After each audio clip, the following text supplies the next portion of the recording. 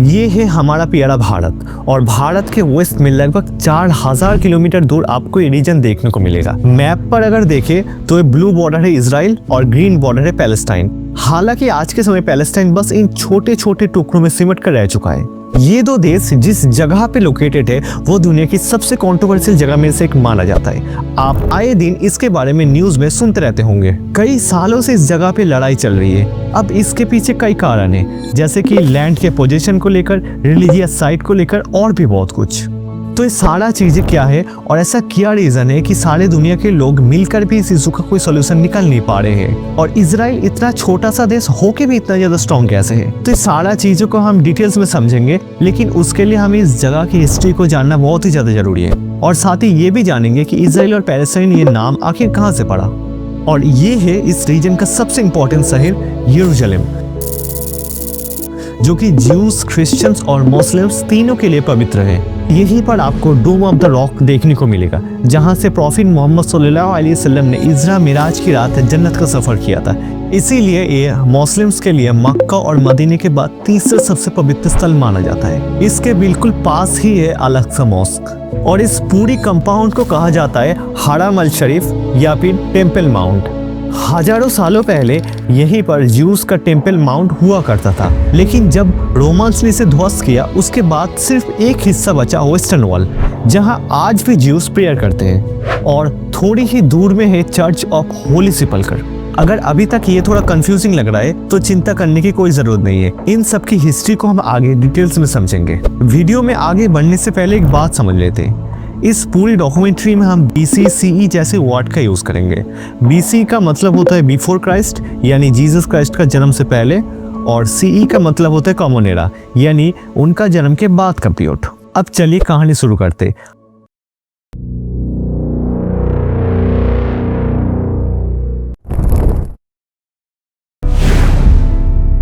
आज से करीब 4000 साल पहले यानी 1800 BC के आसपास इस जगह पर एक ऐसा शख्स रहते थे जिन्हें तीनों धर्म अपने एंसेस्टर मानते थे। ज्यूज और क्रिश्चियंस उन्हें हिब्रू में प्रॉफिट अब्राहम और मुस्लिम्स अरबिक में इब्राहिम अलैहिस्सलाम कहते हैं। इसी वजह से तीनों धर्म को एक साथ अब्राहमिक रिलीजन भी कहा जाता है। आगे जब भी मैं किसी प्रॉफिट का जिक्र करूंगा तो उनका हिब्रू और अरबिक नेम दोनों साथ साथ बताते चलूंगा। प्रॉफिट का मतलब होता है ईश्वर के द्वारा भेजे गए कुछ चुने हुए शख्स जिनका काम था लोगों को सही रास्ता दिखाना। हिब्रू बाइबल के मुताबिक उस वक्त इस पूरी जगह को कनान कहा जाता था। इसी जगह पे प्रॉफिट अब्राहम के दो बेटे हुए, बड़ा बेटा इस्माइल अलैहिस्सलाम और छोटा बेटा आइजक या फिर इशाक अलैहिस्सलाम। आगे चलकर प्रॉफिट इस्माइल अरब में बसे, जबकि प्रॉफिट आइजक केनान में ही रह गए। प्रॉफिट इस्माइल पर हम थोड़ी देर बाद आएंगे। पहले हम समझते हैं प्रॉफिट आइजक को। तो प्रॉफिट आइजक के बेटे थे जैकब या फिर याकूब अलैहिस्सलाम, और जब उन्हें प्रॉफिटहुड मिली तब उनका नाम बदलकर इजराइल कर दिया गया। प्रॉफिट इजराइल के टोटल 12 बेटा थे। इन्हीं 12 बेटा के वंशज से पूरी कबीला बना बनी इसराइल, यानी इजराइल के बच्चे। आज के समय का ज्यूज इन्हें ही अपना पूर्वज मानते हैं, और इन्हीं बेटों में से एक थे प्रॉफिट जोसेफ या फिर यूसुफ अलैहिस्सलाम। उन्हें बहुत छोटी उम्र में मिस्र भेज दिया गया था, और आगे चलकर वो मिस्र के वजीर बने, और बाद में उनका पूरा परिवार भी मिस्र चला जाता है, और फिर सब वहीं रहने लगे। इसके बाद लगभग 1300 BC के आसपास प्रॉफिट मोसेस या फिर मूसा अलैहिस्सलाम का जन्म होता है। इसी दौर में बनी इसराइल के साथ मिस्र में हिंसा किया जा रहा था और उन्हें गुलाम बना दिया गया था। इसी वजह से प्रॉफिट मोसेस ने बनी इसराइल को लेकर मिस्र से निकलकर केनान की तरफ निकल पड़े। बाद में प्रॉफिट जोशुआ या फिर यशुआ अलैहिस्सलाम की लीडरशिप में बनी इसराइल ने केनान के अंदर प्रवेश किया। यहाँ से एक नया दौर शुरू होता है। अराउंड 1050 BC बनी इसराइल का पहला किंग बनते प्रॉफिट सोल। उनके बाद किंग बनते प्रॉफिट डेविड या फिर दाऊद अलैहिस्सलाम। अगला किंग बनते उनके बेटे प्रॉफिट सोलोमन या फिर सुलेमान अलैहिस्सलाम। इनके दौर में लगभग 957 BC में यरूशलेम में पहला टेम्पल बनाया गया, और यहीं से यरूशलेम को एक रिलीजियस सिटी के तौर पे देखा जाने लगा। लेकिन प्रॉफिट सोलोमन के जाने के बाद लगभग 930 BC उनका किंगडम दो हिस्सों में बढ़ जाता है। नॉर्थ की तरफ 10 ट्राइब मिलकर किंगडम ऑफ इजराइल, और साउथ की तरफ 2 ट्राइब मिलकर किंगडम ऑफ जूडा का एस्टैब्लिश करते हैं। बाद में 722 BC के आसपास नॉर्थ वाला हिस्सा यानी किंगडम ऑफ इजराइल को एसारियन एम्पायर इन्वेड कर देते हैं, लेकिन किंगडम ऑफ जूडा कुछ समय तक इंडिपेंडेंटली रहता है। अब यहाँ तक जितने भी बातें आपको बताया गया वो ज़्यादातर हिब्रू बाइबल और कुरान शरीफ के टेक्स्ट से लिया गया है, लेकिन इसके आगे का इंसिडेंट हमें हिस्टोरियन से जानने को मिलती है। 612 BC के आसपास बेबीलोनियन एम्पायर एसारियन एम्पायर को हरा देते और किंगडम ऑफ इजराइल बेबीलोनियन के कंट्रोल में चला जाता है। उसके बाद लगभग 586 BC के आसपास Babylonian empire kingdom of Judah पर हमला करते और उसे गिरा देते। साथ ही यरूशलेम पर टेम्पल माउंट को भी पूरी तरह डिस्ट्रॉय कर देते और बनी इस्राइल के ऊपर अत्याचार करना शुरू कर देते हैं। फिर लगभग 539 BC में साइरस द ग्रेट के नेतृत्व में पर्शियन एम्पायर बेबीलोनियन एम्पायर को हरा देते और इस रीजन का कंट्रोल पर्शियन एम्पायर के पास चला जाता है और लगभग 70 सालों के बाद बनी इस्राइल को वापस यरूशलेम आने की इजाज़त दिया गया। 515 BC के आसपास पर्शियन एम्पायर के अंदर बनी इस्राइल फर्स्ट टेम्पल की जगह पर सेकेंड टेम्पल का निर्माण करते हैं और इस दौर में इस जगह को एक अलग प्रोविंस बनाकर जूडा नाम दिया जाता है। फिर 332 BC में अलेक्जेंडर द ग्रेट के नेतृत्व में ग्रीक एम्पायर पर्शियन एम्पायर को हरा देते और जूडा प्रोविंस को ग्रीक एम्पायर में शामिल करा जाता है। आगे चलकर ये जगह सेलूसिड एम्पायर का पार्ट बना और एम्परर एंटियोकस IV ने बनी इस्राइल को टेम्पल के अंदर जाना बंद कर देते और साथ ही तोरा के स्टडी में भी रोक लगा दिया था। इसके चलते 164 BC के आसपास मिकाबियन रिवोल्ट देखने को मिले। कुछ सालों के संघर्ष के बाद उन्हें दोबारा टेम्पल के अंदर जाना अलाउ किया गया। इसी दिन को ही ज्यूज हानुका फेस्टिवल सेलिब्रेट करते हैं। फिर 63 BC में जनरल पॉम्पी के लीडरशिप में रोमन एम्पायर ग्रीक एम्पायर पर अटैक करते थे।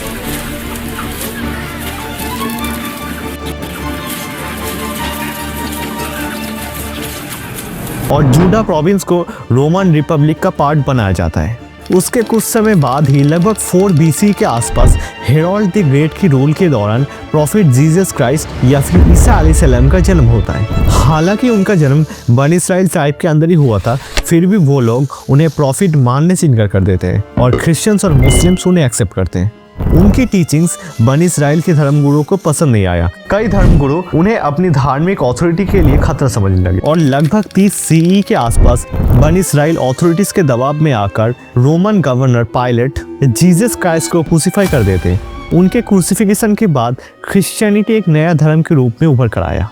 इसी समय के दौरान बनी इस्राइल को काफ़ी ज़्यादा टैक्स देना पड़ता था। इसके चलते वो प्रोटेस्ट करने लगे और आगे चलकर ये प्रोटेस्ट रिवोल्ट में बदल जाता है। इसके चलते 70 CE के आसपास रोमन जनरल टीटुस के द्वारा सेकेंड टेम्पल को भी डिस्ट्रॉय कर दिया जाता।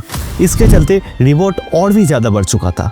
लगभग 135 CE में रोमन एम्परर हार्डियन ने जूडा प्रोविंस का नाम बदलकर सीरिया पैलेस्टाइन कर देते और साथ ही बनी इस्राइल को यरूशलेम के अंदर आना भी पाबंदी लगा दिया। उधर 312 CE में रोमन एम्परर कॉन्स्टेंटाइन क्रिश्चियनिटी धर्म को अपना लेते।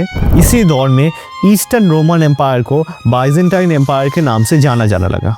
फिर एम्परर थियोडोसियस के under Roman empire officially Christians बन चुका था और 380 CE में यरूशलेम पर पहला चर्च बनाया गया, चर्च ऑफ होली सेपल्कर, उसी जगह पर जहां जीसस क्राइस्ट को क्रूसिफाई किया गया था। जब रोमन्स क्रिश्चियंस बन चुके तो जीसस क्राइस्ट उनके लिए सबसे ज़्यादा महत्वपूर्ण थे और उनको क्रूसिफाई करने में बनी इस्राइल का बड़ा हाथ था। इसीलिए जूस यानी बनी इस्राइल के खिलाफ नफरतें बढ़ने लगे।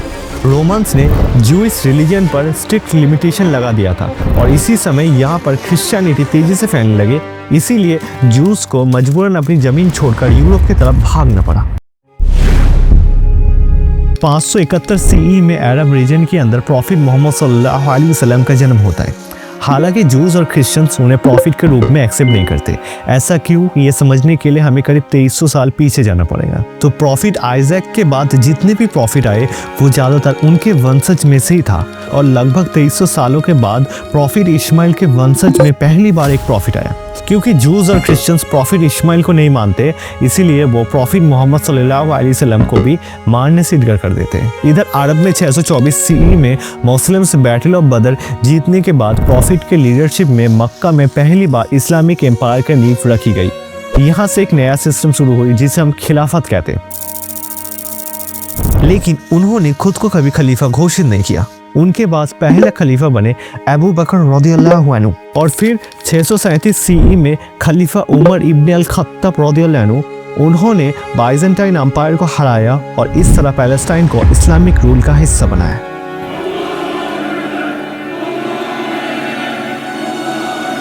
इतिहासकार के मुताबिक खलीफा उमर इब्न अल खत्ताब पहले ऐसे शासक थे जिन्होंने यरूशलेम पर पैदल चलकर प्रवेश किया और लगभग 500 सालों के बाद ज्यूस को यरूशलेम पर आने और वहां इबादत करने की इजाज़त दिया गया। इसी दौर में यरूशलेम पर रिलेटिवली तीनों धर्म जुडाइज्म, क्रिश्चियनिटी और मुस्लिम्स एक साथ पीसफुली रहने लगे। बाद में उमैयद डायनेस्टी के खलीफा अब्द अल मालिक 691 सीई में यरूशलेम पर डोम ऑफ द रॉक का निर्माण करते हैं। मुस्लिम्स रियायत के मुताबिक इसी जगह से प्रॉफिट मोहम्मद सल्लल्लाहु अलैहि वसल्लम ने इसरा मिराज की रात जन्नत का सफ़र किया था। कुछ सालों के बाद 705 सीई में खलीफा अल वालिद डोम ऑफ द रॉक के पास अल अक्सा मॉस्क का निर्माण करते हैं। 1100 सीई तक ये रीजन मुस्लिम्स रूल के अंडर रहा, जहां उमैयद डायनेस्टी के बाद अब्बासिद डायनेस्टी फिर फातिमिद डायनेस्टी ने यहाँ हुकूमत की। लेकिन 1100 सीई में यूरोपियन क्रूसेडर यरूशलेम पर अटैक करते थे।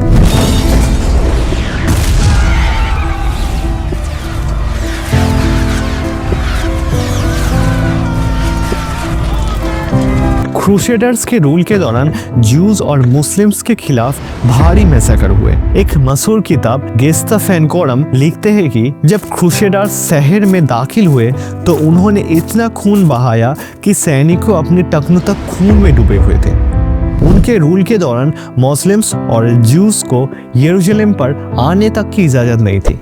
क्रूसेडर्स ने डोम ऑफ द रॉक को चर्च बना दिया और अल अक्सा मस्जिद को घोड़े के अस्तबल की तरह इस्तेमाल करने लगे। लगभग 1187 सीई में सलाहुद्दीन यायूबी इजिप्ट और सीरिया के मुस्लिम्स फोर्स के साथ मिलकर क्रूसेडर्स को बैटल ऑफ हातिन में हरा देते। इसके बाद यरूशलेम क्रूसेडर्स के हाथ से निकलकर अय्यूबिद डायनेस्टी के हाथ में चला जाता है।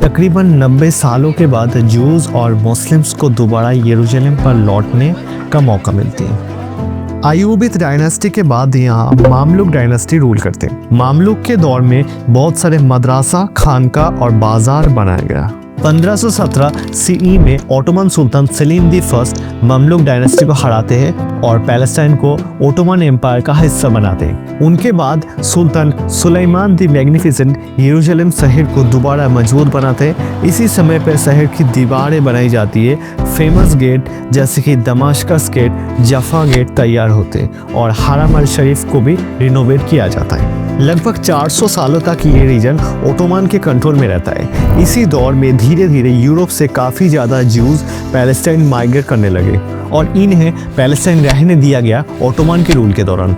आज के समय में ज्यूज और मुस्लिम्स के बीच कॉन्फ्लिक्ट देखने को मिलती है, लेकिन हिस्टोरिकली देखा जाए तो सिर्फ इस्लामिक रूल के दौरान ही ज्यूज इस जगह पर शांति से रह पाए और इन्हें अपनी धर्म मानने की भी पूरी आज़ादी मिली थी, क्योंकि मुस्लिम्स इन्हें अपने जैसे ही मानते थे। इनका बिलीफ सिस्टम भी काफ़ी हद तक सिमिलर है। उनके समय में ज्यूज और क्रिश्चियंस को अपने प्रोटेक्शन के बदले जजिया टैक्स देना पड़ता था। हालांकि आज के समय का कॉन्टेक्स्ट बिल्कुल अलग है। ऐसा क्यों हुआ, इसका कारण क्या था, ये हम आगे समझेंगे। उधर 1881 में रशिया के एम्पर अलेक्जेंडर II की हत्या हो जाता है और इसका ब्लेम ज्यूज पर डाला जाता है, जिससे ज्यूज के खिलाफ नफरतें बढ़ने लगे थे और साथ ही यूरोप के कई हिस्सों में भी एंटीसेमिटिक सेंटिमेंट बढ़ने लगे थे। धीरे धीरे ज्यूज को रियलाइज होने लगा कि यूरोप की सरकारें चाहे कितनी भी गारंटी उन्हें दे दे, लेकिन आम यूरोपियन कभी भी उन्हें अपने बराबरी का नहीं मानने वाले हैं। इसी वजह से 19th सेंचुरी में जायनिज्म मूवमेंट स्टार्ट हुई। 1882 में ज्यूइश राइटर लियो पिंक्स्कर अपनी किताब ऑटो इमेंसिपेशन में पहली बार जिक्र करते हैं कि ज्यूज के लिए एक सेफ कंट्री बनना चाहिए, 1897 में बाजेल में पहली बार जायनिस्ट कांग्रेस का मीटिंग होता है। इसके बाद जायनिस्ट लीडर पैलेस्टाइन में जमीन खरीदना शुरू कर देते हैं। ये बात ओटोमन सुल्तान अब्दुल हमीद सेकेंड को पता चल गई थी, इसीलिए उन्होंने ज्यूस को पैलेस्टाइन में जमीन खरीदने पर सख्त पाबंदी लगा दिया। उन्होंने कहा कि मैं मर जाऊंगा लेकिन पैलेस्टाइन की 1 फुट जमीन भी नहीं बेचूंगा। 1903 आते आते पैलेस्टाइन में लगभग 50,000 ज्यूज रहने लग चुके थे और फिर 1914 में वर्ल्ड वॉर 1 स्टार्ट हो जाता है। आगे चलकर ओटोमन एम्पायर सेंट्रल पावर यानी जर्मनी, ऑस्ट्रिया, हंगरी, बुल्गारिया जैसे देश के साथ जुड़ जाता है और दूसरी तरफ थे एलिट पावर जिसमें ब्रिटेन, फ्रांस, इटली, रशिया और यूएसए शामिल थे। इसी समय 2 नवंबर 1917 को ब्रिटिश फॉरेन मिनिस्टर आर्थर बैलफोर्ड एक लेटर जारी करते हैं जिसे बैलफोर्ड डिक्लेरेशन कहा जाता है, जहां पहली बार पैलेस्टाइन में जूइश लोगों के लिए नेशनल होम बनाने की वादा किया जाता है। वही दूसरी तरफ अरब लीडर से भी वादा किया गया कि अगर वो ओटोमन के खिलाफ ब्रिटेन का साथ दे तो बदले में अरब स्टेट को इंडिपेंडेंट कर दिया जाएगा और पैलेस्टाइन भी अरब के कंट्रोल में ही रहेगा। ज्यूज और अरब दोनों के सपोर्ट के साथ ब्रिटिशर्स ओटोमन एम्पायर को हरा देते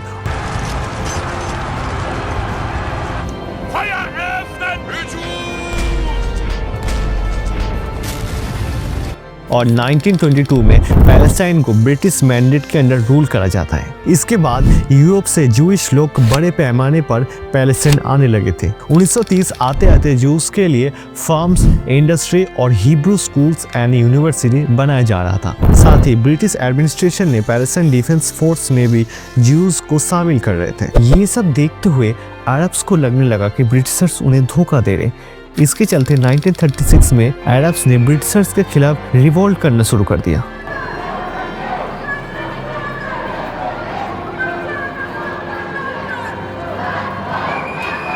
इसके रिस्पॉन्स में 1939 में ब्रिटिशर्स एक व्हाइट पेपर इशू करते हैं जिसमें अगले 5 सालों के लिए जूइश इमिग्रेशन को लिमिट करने की बात कही जाती है। हालांकि इस 5 सालों में भी ज्यूज इलीगली माइग्रेट करते रहे और जब जर्मनी में हिटलर के अंडर ज्यूस को प्रोसिक्यूशन करे जा रहा था, अराउंड 60 लाख ज्यूस को मार दिया गया था।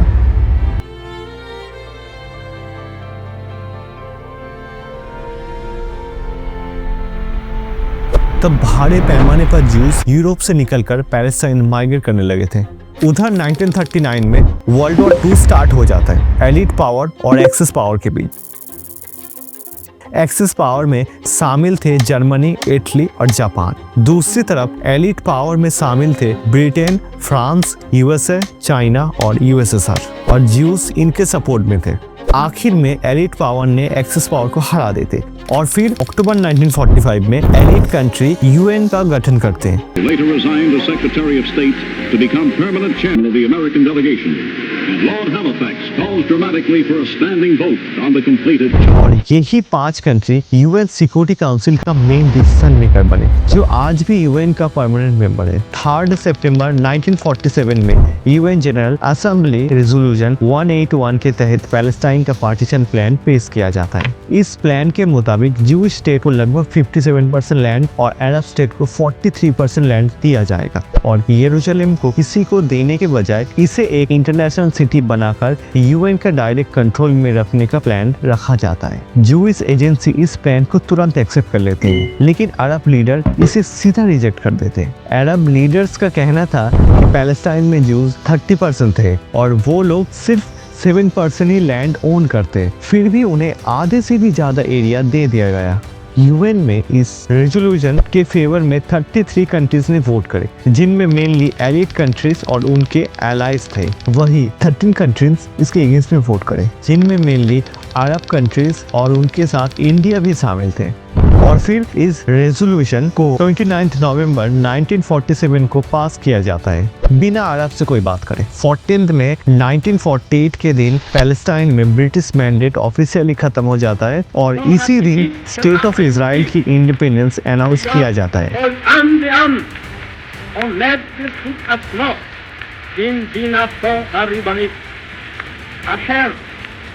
फिर ब्रिटिशर्स इस पूरी जगह का कंट्रोल उन्हें सौंप कर चला जाता है। डेविड बेन गुरियन इजराइल का पहला प्राइम मिनिस्टर बनते हैं। तेल अवीव को इजराइल का कैपिटल बनाया जाता है और आगे चलकर इजराइल को यूएन का मेंबर भी बनाया जाता है। वहीं पैलेस्टाइन को अपनी खुद की आर्मी, जुडिशरी, इवन गवर्नमेंट बनाने की भी इजाजत नहीं दी गई। जब सारे मुस्लिम मुल्क इजराइल को मानने से इनकार कर दिया, तब उसी वक्त ईरान ने आगे बढ़कर इजराइल को मान्यता दे दी।